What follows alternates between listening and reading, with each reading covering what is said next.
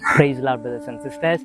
Price lord. கர்த்தர் நல்லவர். ஆமென். இந்த நாளையில் கூட வேதத்துலேருந்து நம்ம ஒரு வசனத்தை நம்ம பார்க்க போகிறோம். ஆமென். Praise lord. இன்றைக்கு கூட நம்முடைய வாழ்க்கையில் நீங்கள் பார்த்தீங்கன்னா, ஏன் இப்பேற்பட்ட ஒரு பிரச்சனையான வாழ்க்கை எனக்கு, என் வாழ்க்கையே இந்த உலகத்தில் ஒரு போராட்டம் நிறைந்த ஒரு வாழ்க்கையாக இருக்குது, உபத்திரமான ஒரு வாழ்க்கையில் நான் வாழ்ந்து கொண்டிருக்கிறேனே அப்படின்னு சொல்லிட்டு ஒரு வேலை நீங்கள் இப்பேற்பட்ட ஒரு சூழ்நிலை நீங்கள் வாழ்ந்து கொண்டிருக்கலாங்க.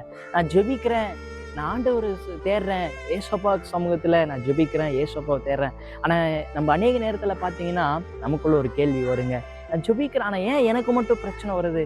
எங்கள் வீட்டில் அநேகர் இருக்கிறாங்க, இன்னும் உற்றார்கள் இருக்கிறாங்க, அவங்களுக்கு வர பிரச்சனையே வரமாட்டேங்குது, ஆனால் எனக்கு மட்டும் ஏன் வருது அப்படின்னு சொல்லிட்டு நீங்கள் பார்த்தீங்கன்னா, பிரைஸ் தி லார்ட், ஆண்டவர் சொல்லியிருக்கிறாரு. என்ன சொல்லியிருக்காரு நீங்கள் பார்த்தீங்கன்னா, யோவான் 16ஆம் அதிகாரம் வசனம் 33ஆம் வசனத்தில் ஆண்டவர் சொல்லியிருக்கிறாருங்க, உலகத்தில் உங்களுக்கு உபத்திரம் உண்டு, ஆனாலும் திடன் கொள்ளுங்கள், நான் உலகத்தை ஜெயித்தேன்னு சொல்லி ஆண்டவர் சொல்லியிருக்காங்க. ஆண்டவர் சொல்லியிருக்கிறாங்க, உலகத்துல உபத்திரம் உண்டு.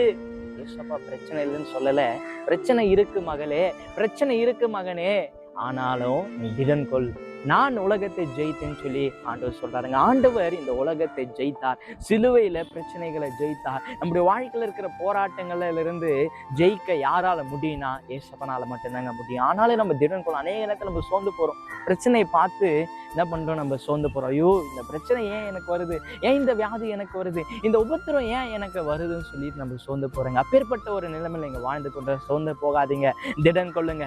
ஆண்டவர் உலகத்தை ஜெயித்தார். இன்றைக்கு நீ எதை குறித்து மகளே மகனே நீ கவலைப்பட்டு கொண்டிருக்கிறாயோ, கர்த்தர் உனக்காக அதை செய்வார். உனக்கான காரியத்தை திறந்த வாசல் உனக்கு முன்பாக வைத்திருக்கிறார். அதனால திடன் கொள்ளுங்க, கர்த்தர் நம்மோடு இருக்கிறார், சோர்ந்து போகாதீங்க. இந்த உலகத்துல பாத்தீங்கன்னா யார் இயேசுவை தேடுறாங்களோ அவங்களுக்கு தான் உபத்திரம் உண்டு, அவங்களுக்கு தான் பிரச்சனை. அதனால நீங்க எதை குறித்து பயப்படாதீங்க, கவலைப்படாதீங்க, உன்னை காக்கும்படி நான் உன்னோடு இருக்கிறேன்னு சொல்லி ஆண்டவர் பேசுறாங்க. கர்த்தர் தாமே பெரிய காரியங்களை செய்வாங்க. விசுவாசமா இருங்க, தைரியமா இருங்க. Praise the Lord. ஆமென்.